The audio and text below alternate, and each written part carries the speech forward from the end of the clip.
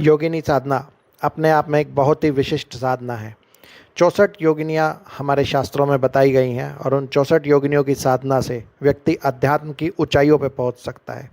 यह इतनी विशिष्ट साधना है कि अध्यात्म के गूढ़ रहस्य, अध्यात्म जगत में आगे बढ़ने का हौसला, सिद्धियाँ, यह सब योगिनी की कृपा से बहुत ही सहजता से प्राप्त हो जाता है। और यह योगिनी बहुत ही सुंदर दिखने में और बहुत ही हमें अध्यात्म के आगे बढ़ा के ले जाने में बहुत ज़्यादा समर्थ है।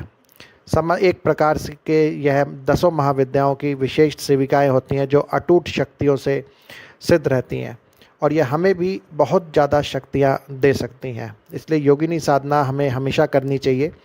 बस इसमें ध्यान देने की बात यही है कि जो भी पुरुष साधक है वह योगिनियों को मातृ स्वरूप में ही पूजित करें और उनको माँ के स्वरूप से ही पूजा करें उनकी। इसका संपूर्ण विधान आगे आपको बताया जाएगा।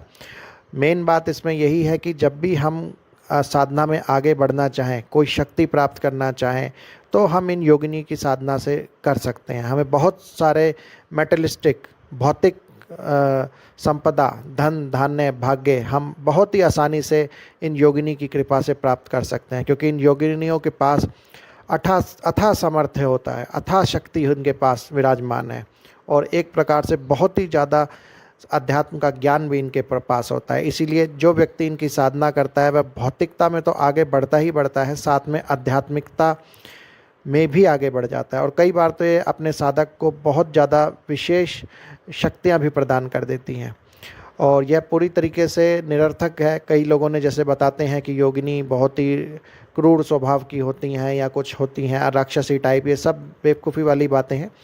ये 10 महाविद्याओं की विशेष सेविकाएं हैं और उनसे ही वो दीक्षित हैं, उन्हीं से ही वो एक तरीके से अटूट शक्तियाँ उन्होंने प्राप्त करी हैं। तो इनकी साधना करने से हमें तंत्र की विशेष शक्तियाँ हम प्राप्त कर सकते हैं। जो हम अपने जीवन में पाना चाहें वह हम इन योगिनी शक्तियों से प्राप्त कर सकते हैं।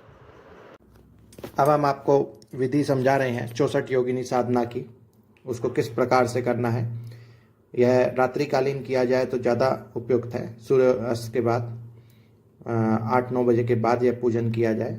इसमें एक थाली में आप हल्दी से, इसमें चाहे हल्दी के साथ हम कुमकुम और केसर भी मिला सकते हैं, नहीं तो खाली हल्दी से इस तरीके की यंत्र बनाएं जिसमें आप देखेंगे 8 खाने ऊपर हैं और 8 खाने नीचे, तो 64 खाने इसके अंदर बन गए हैं और ये समस्त एक एक खाना कोष्टक 64 योगिनियों का प्रतीक मान के हमें इनका पूजन करना है।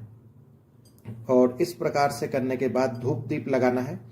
धूप लगे, दीपक लगे और भोग लगे। गणेश जी का दीपक लगे, भैरव जी का दीपक लगे, अपने गुरु का दीपक लगे, शिव पार्वती जी का दीपक लगे और जो जो भी आपके इष्ट हैं, कुल देवी कुल देवता, उन सब के दीपक और भोग समर्पित करने के बाद आप इस यंत्र का निर्माण कीजिए, गुरु मंत्र का जप कीजिए और उनसे आशीर्वाद लीजिए कि इस साधना में सफलता प्राप्त हो। उसके बाद हर कोष्टक पे आपको एक एक सुपारी रख देनी है, जैसे मैं आपको करके दिखा रहा हूँ। इस प्रकार से जो है आपको हर कोष्टक पे एक एक सुपारी जो है आपको रखते जाना है और इस प्रकार से 64 सुपारियां इस यंत्र में जो है स्थापित हो जाएंगी। इस प्रकार से 64 सुपारियां आपको पूरे इन कोष्टक में भर देनी है। उसके बाद जो है हर सुपारी का पूजन होगा उनके मंत्र जप के साथ। मंत्र जप डिस्क्रिप्शन बॉक्स में 64 योगिनियों के 64 मंत्र डाल दिए गए हैं, वो आप डिस्क्रिप्शन बॉक्स से कॉपी करके उसका प्रिंट आउट लेके पहले ही तैयार रखिए अपने पास। जैसे पहला है हमारा ओम ऐं ह्रीं श्रीं श्रीं काली नित्य सिद्ध माता स्वाहा। ओम ऐं ह्रीं श्रीं श्रीं कपालिनी नाग लक्ष्मी स्वाहा। हर कोष्टक का, हर योगिनी का एक मंत्र है और ये दिव्यतम मंत्र है। तो पहले जो हमारा सुपारी होगी उसमें हमारे को उसका पंचोपचार पूजन करना है। पंचोपचार पूजन में हमने इत्र समर्पित करना है, कुमकुम समर्पित करना है। थोड़ा सा हम कुमकुम लेके, कुमकुम एक प्लेट में रख के हम कुमकुम समर्पित कर सकते हैं। इस प्रकार से कुमकुम हम समर्पित करें, फिर पुष्प समर्पित करें, भोग समर्पित करें, भोग में कुछ मिठाई समर्पित करें फूल समर्पित करें और धूप दीप समर्पित करें। धूप दीप आप एक ही लगा लीजिए, कंप्लीट उसका समस्त 64 योगिनियों के नाम का एक बड़ा दीपक लगा दीजिए और उनको भोग समर्पित एक साथ ही आप कर दीजिए।